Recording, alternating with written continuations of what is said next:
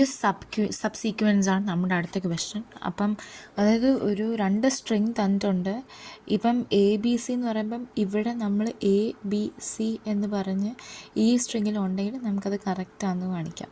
പക്ഷേ അതേസമയം ACB എന്നായിരുന്നെങ്കിൽ നമുക്കിവിടെ കറക്റ്റായിട്ട് വരത്തില്ല. കാരണം ഏത് ഓർഡറിലാണോ അതേ ഓർഡറിൽ തന്നെ കാണണം. അപ്പോൾ ഇവിടെ അതിന് വേണ്ടി നമ്മൾ 2 പോയിൻ്റ് അപ്രോച്ചാണ് നമ്മൾ യൂസ് ചെയ്യുന്നത്.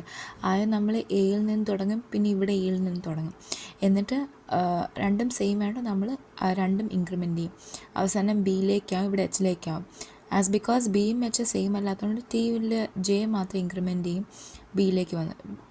ബിയും സെയിം ആയിട്ട് ഐയും ഇൻക്രിമെൻ്റ് ചെയ്യും, ഇതും ഇൻക്രിമെൻ്റ് ചെയ്യും. അവസാനം ജി വരുമ്പോൾ ജെ മാത്രം ഇൻക്രിമെൻ്റ് ചെയ്യും, കാരണം ഇവിടെ സെയിം അല്ലാത്തതുകൊണ്ട്. അങ്ങനെ അവസാനം സി വരുമ്പം ഇത് ഇൻക്രിമെൻ്റ് ആവും, ഇത് ഇൻക്രിമെൻ്റ് ആവും. അപ്പോൾ ഇവിടെ ഔട്ട് ഓഫ് ബൗണ്ട്സ് വരുമ്പോഴത്തേക്ക് നമുക്കറിയാം അത് നമ്മൾ ഫുൾ നോക്കിക്കഴിഞ്ഞു. സോ ഇവിടെ നമ്മൾ യൂസ് ചെയ്തേക്കുന്ന കോഡ് ഇതാണ്. അതായത് നമ്മൾ അപ്പുറത്തും ഇപ്പുറത്തും നമ്മൾ 0 എന്ന് തന്നെ ഐയും ജെയും 2 പോയിൻറ്റേഴ്സ് നമ്മൾ ഇനിഷ്യലൈസ് ചെയ്തു. എന്നിട്ട് രണ്ടിൻ്റെ ലെങ്ത്തിൻ്റെ അടിയിൽ വരണം നമ്മൾ ഐയും ജെയും.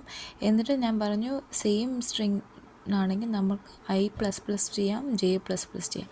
പക്ഷെ അതേസമയം സെയിം അല്ലെങ്കിൽ J മാത്രം ++ ചെയ്യാം എന്ന് ഞാൻ പറഞ്ഞു. ആൻസർ കിട്ടിക്കഴിഞ്ഞാൽ ഐയുടെ അവിടെ ഔട്ട് ഓഫ് ബൗണ്ട്സ് ആയിരിക്കും. സോ അങ്ങനെയാണ് റിട്ടേൺ ട്രൂ അല്ലെങ്കിൽ ഫോൾസ്.